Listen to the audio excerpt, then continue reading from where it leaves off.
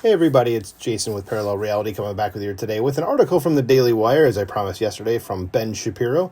And it's another one about the scandal at the BBC, and it says how bias and dishonesty brought down the BBC, with a subheadline of, says President Trump has threatened to file a $1 billion lawsuit against the BBC. I know the article I think I did 2 days ago said £1 billion. This is $1 billion, different amounts of money. But anyway, let's kind of get into it because I think Ben Shapiro knows what he's talking about stuff like this. And it says, the BBC is in dire straits. Money for nothing, right? It says the BBC is a state-funded enterprise in much the same way that NPR is a state-funded enterprise. The BBC has been the dominant broadcast platform in the United Kingdom for decades, going all the way back to World War II. For the last several decades, they have just been a left-wing agitprop organization. But now they are absolutely falling apart thanks to their extraordinarily dishonest attacks on President Trump. According to the Wall Street Journal, President Trump has threatened to file a $1 billion lawsuit against the BBC over the way the UK state broadcaster edited one of his speeches in a documentary last year. BBC Chairman Samir Shah apologized Monday for the controversy, which has plunged the broadcaster into crisis. The apology came a day after BBC Director General Tim Davie and BBC News Chief Executive Deborah Turner said they were leaving the organization following criticism from the White House. What happened? It says there was an episode of the BBC's flagship investigative series called Panorama, which ran 1 week before the 2024 United States election. And I know there was an article, whichever one I did, the one from Red State 2 weeks ago, I think it was, that said, they were seemingly trying to influence our election. So it says, you may ask, did that affect the election? It says it doesn't matter. The job of the BBC is to cover the news, not make the news up. 1 week before the election, they ran a piece in which they spliced together things that President Trump said on January 6, 2021, to make it look as though he himself personally was leading an armed insurrection at the Capitol building. That was not true. In order to achieve this effect, they had to cut out 24 pages of material. They cut from one part of the speech, and then they fast-forwarded 50 minutes and cut together the last part of the speech to clip them together, and then basically put in ellipses in order to make it seem as though President Trump himself was personally calling on people to follow him into the Capitol and to assault the Capitol building. And I can see, now that I said January 6th, the magic words, probably going to have a wiki note on here too. Just realized that, but, whatever. Sure, YouTube. Keep going with that. So if you watch that original clip, they had a music bed underneath, which connected the first part of the statement to the last part of the statement. It's not as though they had some sort of interpolation from a narrator explaining that much later in the speech, President Trump made the second part of the statement. As the journal continued, according to a letter from Trump's lawyers, the BBC faces a legal claim for at least $1 billion unless the documentary is retracted, an apology published, and compensation paid to the president. The letter set a deadline of Friday. The broadcaster said in a statement that it would respond in due course. So this follows hard on a 19-page memo that was put out by a top staffer at the BBC named Michael Prescott. He was an independent advisor to the BBC's Editorial Guidelines and Standards Board, and he wrote a 19-page memo pushing the idea that the BBC had become a biased and ridiculous organization. Nice. I like that. A ridiculous organization. He wrote, says, Dear board members, you may know that I have been one of the two independent external advisors working alongside the EGSC.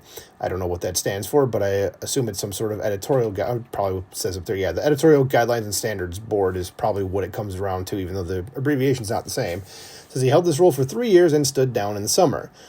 I departed with profound and unresolved concerns about the BBC. Since leaving, I have thought long and hard about what, if anything, to do about this. My conclusion is that these concerns are serious enough for me to draw them to your attention in your oversight role of the BBC. What follows is a summary of what were, in my view, some of the most troubling matters to come before the EGSC during my term. It says, my view is that the executive repeatedly failed to implement measures to resolve highlighted problems, and in many cases simply refused to acknowledge that there was an issue at all. So you can tell that now from the last two articles that I did on this, the last 2 days, they didn't say anything about this. So this is, the BBC was told there's a problem here, and they just didn't do anything about it. So Prescott pointed out that there was tremendous bias with regard to the U.S. election. He specifically pointed out that the edit in the Panorama program, and he said, this is one of the most shocking sets of issues uncovered during my time with the EGSC. If BBC journalists are to be allowed to edit video in order to make people say things they never actually said, then what value are the corporation's guidelines? Why should the BBC be trusted? And where will all this end? And he's 100% right. And yet top members of the staff said there was no attempt to mislead the audience about the content or nature of Mr. Trump's speech before the riot at the Capitol. It's normal practice to edit speeches into short-form clips. So these kind of shenanigans occurred repeatedly. They did this with comments that President Trump made about Liz Cheney. There are reports in which the BBC routinely ignored its own guidelines, giving excessive coverage, for example, to that rogue Iowa poll that suggested that Kamala Harris was going to win the state by a substantial margin. Of course, President Trump won that state pretty handily. It says, during my time as an advisor to the EGSC, it became clear the BBC fell too easily for putting out ill-researched material that suggested issues of racism when there were none, Prescott wrote. Then he listed chapter and verse across the BBC in which they basically manufactured a bunch of racial issues where no racial issue existed. They went out of their way to promote idiocies about biological sex and gender. Prescott noted, I was told that time and time again that LGBTQ desk staffers would decline to cover any story raising difficult questions about the trans debate. The allegation made to me was stark, that the desk had been captured by a small group of people promoting the Stonewall view of the debate and keeping other perspectives off air. Individual programs had come to lack their own reporters as a counterweight. There was also a constant drip feed of one-sided stories, usually news features, celebrating the trans experience without adequate balance or objectivity. There's a constant drip feed of one-sided stories, usually news features, celebrating the trans experience without adequate balance or objectivity.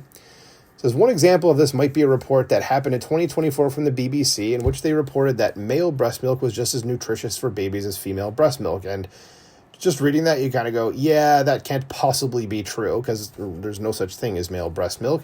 So you may be asking yourself, what is male breast milk? Yes, and that's what I was the first time I heard this, which was only like a week ago, or sometime during the last week in which I'm recording this. Says, the answer is that if you pump men full of estrogen, you will get some secretions from the nipples that are not actually like female breast milk. That is gross. It says, but the BBC had an interest in pretending that males can become females, and so they ran with this report. It says, this is what the BBC is. It's true on a wide variety of issues. And about the, before we get to the next part, by the way, the report that they were citing, I think only had, as Ben Shapiro said this, on his show, that there was one, their sample size was one. Not 100, not 1,000, just one person, okay? And they just kind of went, okay, that's enough. Yeah, that's not a sample size at all. That's not enough to make any sort of guess, especially when you're dealing with newborns. I mean, come on.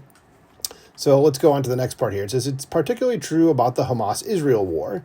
According to the UK Telegraph, the BBC was forced to correct 2 stories every single week about the Gaza conflict since the October 7th attacks on Israel, and I mentioned that in yesterday's video. So this is how often they were wrong about stuff. It says, that's insane. How many stories can you retract before you finally lose all credibility? It says, BBC Arabic had to make 215 corrections and clarifications over the past 2 years on stories that were found to be biased, inaccurate, or misleading.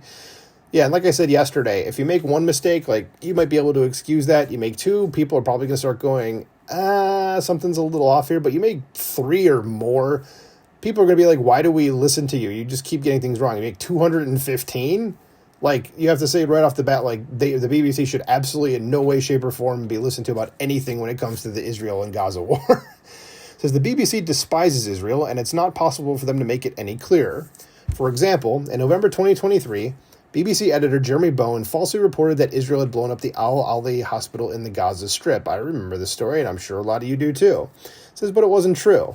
He later admitted he got it wrong, but said he didn't feel bad at all that he got it wrong, saying, I don't regret one thing in my reporting, because I think I was measured throughout. I didn't race to judgment. Well, yeah, you actually did if you were blaming the wrong people the whole time, dickhead. So the interviewer said to him, but you said that the building had been flattened.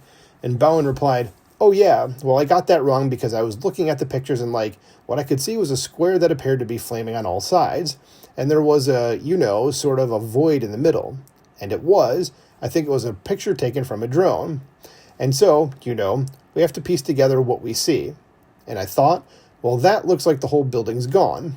And that was my conclusion from looking at the pictures. And I was wrong on that. But I don't feel too bad about that. It doesn't feel bad at all, because this is the way the BBC operates. They start with the conclusion, and then they backfill the news in order to reach that particular conclusion. So, is it any surprise that the BBC is a disaster area, or that they're in serious trouble now? It says it is long past time for the BBC to admit what it is, which is an agitprop organization on behalf of the political left. They have been for decades. Nothing has changed. And this latest brouhaha is just more evidence that the government should not be subsidizing media organizations such as NPR, PBS, or the BBC in Britain, because you wind up with left-wing media sponsored by taxpayers. So yeah, it seems like this article by Ben Shapiro here is kind of one to wrap up the last few days of the same sort of thing, where the first one from Red State a couple days ago was just like a general, this is what's going on. Then the John Nolte one from Breitbart yesterday was more of a commentary on it from like someone's perspective, and now this one seems to just kind of wrap everything together. So now you kind of get everything in one, the full story, so to speak. So let me know what you think about this in the comments below. Please like, share, and subscribe, and I will talk to you soon. Bye.